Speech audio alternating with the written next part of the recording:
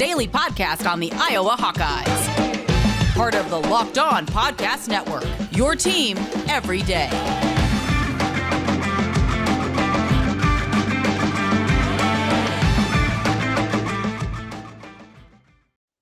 Welcome back, Hawkeye Nation, to a Wednesday morning episode of the Locked On Hawkeyes podcast, your daily podcast covering your Iowa Hawkeyes on the Locked On Podcast Network. As always, I am your host, Andrew Wade, and we have another great episode coming at you today. We're going to be discussing the 2022 Iowa football team. Okay, we have a schedule. Now, it could be changing. The Big Ten is having a weird announcement, potentially rearranging a few things. But as of right now, we have the schedule for next year. We know mostly who is coming back for teams, not just Iowa, but also across the Big Ten. So we're going to basically be talking about what is the expectation. We have all of these early top 25 or way too early top 25s coming out. The AP poll just came out for 2021. We're covering all that on today's show. Before we get into any of that, though, I want to thank you all for making the Locked On Hawkeyes podcast your first listen every single day. You can find the Locked On Hawkeyes podcast for free wherever you get podcasts at, and also on YouTube by searching Locked On Hawkeyes. And today's episode is brought to you by NetSuite. NetSuite is the #1 cloud financial system to power your growth. Head over to netsuite.com/LockedOnNCAA for special end-of-year financing on the #1 financial system for growing businesses. So let's get into it. Before we can talk about what to expect for next year's 2022 team, we have to talk about, is this roster finalized? And the quick answer is no, not at all. However, there's very key and very important decisions that are coming up in the next 5 to 6 days that could decide just where we actually put this Iowa football team. So let's first start with the roster construction. We already know starting safety Jack Kerner's gone. Starting cornerback Matt Hankins is gone. Starting cash Dane Belton is gone. Zach Van Valkenburg is gone. And Kyler Schott is gone. Those are your starters that at this point are gone. What we don't know is Charlie Jones returning? Is starting tight end Sam LaPorta returning?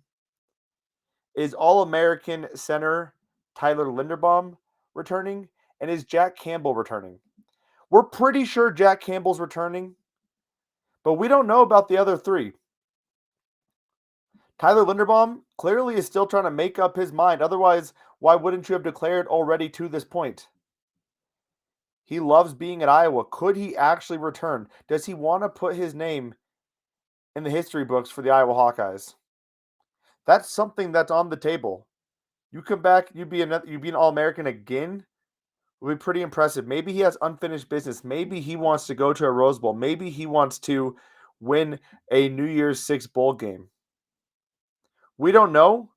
But right now, they have 5 days to make a decision, with the deadline being January 16th. Or 17th, at this point. So we don't know about Tyler Linderbaum. Charlie Jones is a bit interesting. If I'm Charlie, my biggest concern is, what will my involvement be on the offensive side of the ball? Right? We know what he can do from a special teams perspective. He should test pretty well. But will he get a lot of snaps at wide receiver? Right now, there is quite a bit of competition for that slot receiver. What's interesting is, how does the X receiver shake out? Do they put a Brody Brecht there and slide Keegan Johnson over? Do we have a true X? Right now, we don't have a true X outside of maybe a Brody Brecht on the roster today. But if Brody starts, if Brody's able to get into the lineup, it kind of shifts these guys around. And with Arlen getting a lot of the snaps that I would anticipate making sense for Charlie as well, what does Charlie have to offer coming back for the offensive side of the football? Not to the Iowa Hawkeyes, but what do the Iowa Hawkeyes have to offer Charlie? What can he do to increase his draft stock, right? At this point, a UDFA kind of guy, but any guy who has the return skills Charlie has, if he's able to test well, which I think he could land on a roster. Riley McCarron landed on a roster because he was so good at testing, because he tested so phenomenally well, ran a sub 4.40. So there's precedence for him being able to make a roster. But if you're coming back, it's for one of two reasons. Either you have unfinished business at Iowa, or you think you can improve your draft stock. I think there's a possibility, but it depends on what his involvement is in this offense. Finally, Jack Campbell, a very interesting situation. From all things we've heard, he is not leaving. Jack Campbell is returning to the Iowa Hawkeyes, but it's kind of tough. He's projected as a 4th-round pick at this point. A lot of people are getting very excited about Jack Campbell. In Matt Miller's most recent mock draft, he was in the 4th-round draft pick from the Draft Network. They have him ranked as the 100th ranked player in this class. Sam LaPorta was not in Matt Miller's mock draft, but he's ranked 108th according to the Draft Network. So both these guys are getting a little bit of love from draft media. And Sam LaPorta is coming off a pretty big game against Kentucky, but does he want to come back? Does he want to improve on his blocking, which I think is definitely an area of opportunity for him? Does he feel like he could really shine and get, the John Mackey Award? There are opportunities here for Sam LaPorta as well if quarterback play does improve. He could have one of those legendary tight end seasons for the Hawkeyes. But we're still waiting on those 4 guys. Out of those 4 guys, you have to assume, for me, Tyler Linderbaum is clearly the most important loss or gain there, followed by Jack, Sam, and then Charlie. In that order, in my personal opinion. I would love to have all 4 guys back. Now, we're going to talk about the significance of Tyler Linderbaum returning or not returning in comparison to other Big Ten teams here in a few moments. But let's first continue to talk about this roster construction. Outside of those guys, we know who's gone already. Who could be coming in? Well, Iowa is flirting with the transfer portal. They're looking at Chance Main, a former Last Chance U guy. Played at Incarnate Word at defensive end. They're looking for reinforcements on this line. They're also looking at offensive line help as well, which is why they are in cahoots with Hunter Norzad, the Cornell tackle, who can play on the interior as well. Hunter has Iowa listed in their top 5, or in his top 5. Iowa has a very good chance of landing him. That would be huge for this roster. But for the most part, what we see is what we get, right? There's going to be a few changes here and there. There's a chance all 4 of these Iowa guys come back. There's a chance that all 4 of them leave. But we won't know for another couple days, potentially. And as we find out more of that, we'll let you know. But the biggest thing is Tyler Linderbaum. Because when you compare the losses of other positions, right? Look at a Tyler Goodson.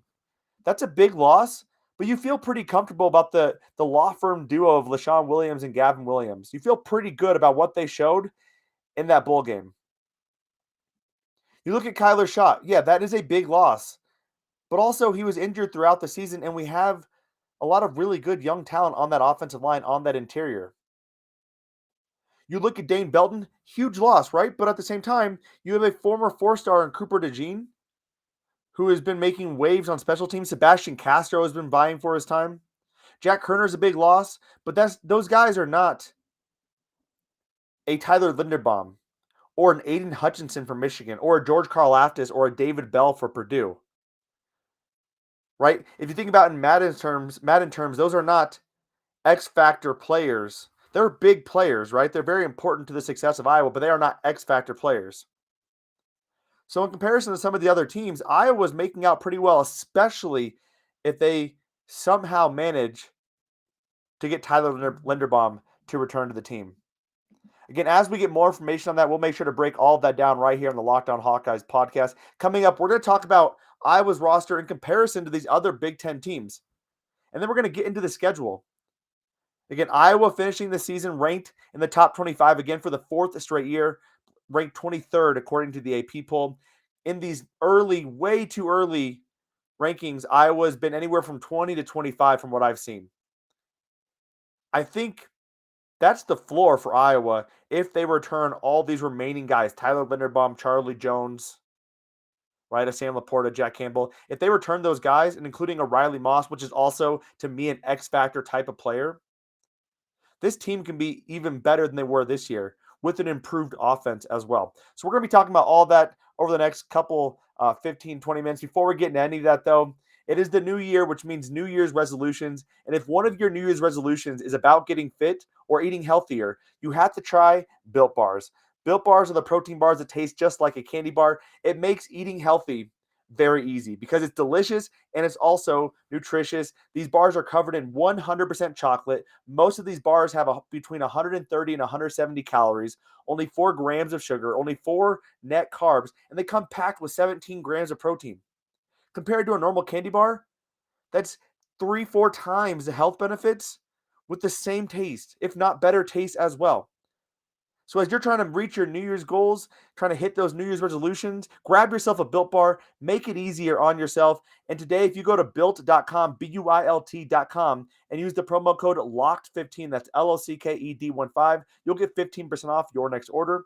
That's going to built.com, promo code LOCKED15 for 15% off at the built.com. And hey, Hawkeye fans, it is your host, Andrew Wade, with an incredible app everyone who buys gas needs to know about. It's called Get Upside. My listeners are making up to 25 cents for every gallon of gas every time they fill up. Just download the Get Upside app in the App Store or Google Play right now. Use the promo code SCORE and get a bonus 25 cents per gallon on your first fill up. That's up to 50 cents cash back on your first fill up. Don't pay full price to pump anymore. Get cash back using Get Upside. Just download the app for free and use the promo code SCORE to get up to 50 cents per gallon cash back on your first tank. Some people who drive a lot are making as much as $200 to $300 a month in cash back, and there's literally no catch. The cash back gets added right to your account. You can cash out anytime to your bank account, PayPal, or even an e-gift card for Amazon and other brands. Just download the free Get Upside app and use the promo code SCORE to get up to 50 cents per gallon cash back on your first tank. That's code SCORE. Put some money in your pocket every time you fill up at the pump today with Get Upside. And again, thank you for making the Locked On Hawkeyes podcast your first listen every single day. You can find the Locked On Hawkeyes podcast for free wherever you get podcasts at, and also on YouTube by searching Locked On Hawkeyes. So before we took a break, we talked a little bit about this roster and what guys we still don't know if they are returning or not. Now we need to talk about the expectations of this roster compared to other rosters. So again, Iowa finishes 23rd in the AP poll. Some of these early rankings have Iowa in the top 25 as well, and I think that's spot on. Again, I look at X factor players, and I think that's important. It's not diminishing what these other guys have done or are going to do, but it is increasing the value when you are perceiving some of these other guys, like a Riley Moss or a Tyler Linderbaum. Those are X factor type of players. Those are game-changing type of players. A Jack Kerner, a Dane Belton, those are phenomenal players, but they are not at that level of a Riley Moss or a Tyler Linderbaum. When you look at Iowa compared to some of the other guys, some of the other teams across the Big Ten, you have to feel pretty good about Iowa's roster to this point. Wisconsin loses both their edge rushers, fantastic edge rushing duo. They lose a lot of wide receivers, their tight end, and a few O-linemen. They do return stud freshman running back Jalen Berger, who I don't understand how he's doing what he's doing at this age. Wisconsin will still be a good team, but they lose a lot of big-time players for this defense and for the offense. Purdue loses their two X-Factor guys, David Bell and George Karlaftis. George Karlaftis absolutely dominated Iowa in the game. Michigan, who we play this year, is also losing quite a few guys. Aiden Hutchinson being the biggest one of all of them. There's an opportunity here for Iowa to make a run again. Now, the biggest question mark comes down to quarterback play and offensive line. Can the offensive line continue to make improvements? If Tyler Linderbaum returns, I feel very confident this offensive line will be more improved than last year. If Tyler Linderbaum does not come back, I don't see how collectively this offensive line could be better than this year, and that's saying something. Anytime you lose a Tyler Linderbaum who elevates the play significantly, you have to factor that in. But again, you look at this Big Ten conference, and while other teams are getting better, right? Illinois is getting better. Nebraska is getting better. Rutgers is getting better. You have to feel pretty good about where Iowa stands at this point, coming off a 10-win conference season, or a 10-win season in the regular season. The team I'm most worried about is probably Minnesota. They bring back their offensive coordinator, Kirk Sriracha, who did a fantastic job calling plays earlier in his career with Minnesota a couple years ago. Tanner Morgan returns. Chris Ottman-Bell returns. Mo Ibrahim returns. This is going to be tough for them. Minnesota is going to be a good team, and they're going to present a challenge for the Hawks, especially considering Minnesota gets a home game against Iowa. Now, again, this could change with the new schedule coming out for the Big Ten, but at this point, Iowa has to go on the road to play Minnesota. Now, they have not been able to get over the hump against Iowa, But this is arguably the most challenging team in the Big Ten West this upcoming year. But by all means, I think the floor for Iowa is 23 through 25. I think this is a team that could be top 10 next year if they return those remaining four guys: Tyler Linderbaum, Sam LaPorta, Jack Campbell, and Charlie Jones. Again, we talked about it. The guys that Iowa lost can be replaced. We saw decent play from Jamari Harris and Terry Roberts in the absence of Matt Hankins. You can expect that they are going to improve more. We saw Riley Moss improve drastically from year 1 to year 2, year 2 to year 3, and then year 3 to year 4. Expect similar improvements from Jamari Harris and or Terry Roberts. Quinn Schulte has always played pretty well in his limited playing time for Jack Kerner, but you also have to look at Sebastian Castro, Reggie Bracey, and then obviously X. When you bring in a 5-star recruit, a top 25 player like Xavier, you have to factor him in as well. Maybe he can get some playing time. Maybe he can take that starting spot. Dane Belton, yes, it's a big loss, but Cooper DeJean, Sebastian Castro, those are guys who are willing and able to step up and I think can fill in pretty admirably. Remember, we lost Amani Hooker, and Dane Belton came in as a true freshman and took over that spot. Iowa has reinforcements at these areas. Kyler Schott, we have reinforcements there. Tyler Goodson, we have reinforcements there. Again, so when you look at the losses, losing a Tyler Linderbaum, you don't have anyone that can step up and play even closely resembling the play of Tyler Linderbaum. I don't know if we have a return man like a Charlie Jones on the roster. We have good linebackers, but it would be a pretty big loss losing a Jack Campbell. And while Iowa is always able to plug and play tight ends for the most part, they're lacking a lot of depth. Losing a Sam LaPorta immediately thrust either a former walk-on or an Addison Ostrenga or a Cale Vanderbush early in their career into that number 3 tight end spot. So you get a little bit worried if you lose those guys, but having those guys back, Iowa should be able to compete from a talent perspective with every single team they play. They have the ability to, and I think Iowa could be a top 10 team next year. So we're going to talk about the schedule, though. That is the most interesting piece about this. They have some tough games. When I look at it right now, I call probably a 9-3. But these games are not spoken for already, right? There's a lot of things that can happen between now and then. So we're going to talk about the schedule as of now, coming up here in a few short moments. But this is it, the putt to win the tournament. If you sink it, the championship is yours, but on your backswing, your hat falls over your eyes. Is this how you're running your business? Poor visibility because you're still relying on spreadsheets and outdated finance software? To see the full picture, you need to upgrade to NetSuite by Oracle. NetSuite is the #1 cloud financial system to power your growth. With visibility and control of your financials, inventory, HR, planning, budgeting, and more, NetSuite is everything you need to grow all in one place. And with NetSuite, you can automate your processes and close your books in no time while staying well ahead of your competition. Over 28,000 businesses already use NetSuite, and for the new year, NetSuite has a new financing program for those ready to upgrade at netsuite.com/locked. That's right. Head over to netsuite.com/locked for the special one-of-a-kind financing offer on the #1 financial system for growing businesses. That is netsuite.com/locked, LOCKED. All right, y'all, we've talked about the guys who could or could not be coming back. We've talked about this roster in comparison to other Big Ten rosters. Now let's get into the schedule. I'm going to quickly read it off.